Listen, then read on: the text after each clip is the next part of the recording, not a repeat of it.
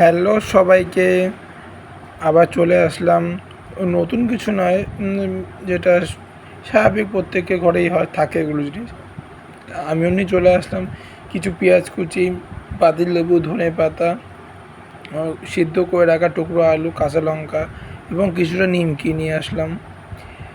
এরপরে কিছুটা নিমকির মধ্যে পরিমাণ মতো আলু, মানে আপনি যেটুকু খাবার প্রয়োজন করেন আর কি, যেটুকু মনে হয় যে আপনার দেওয়া ঠিক হবে।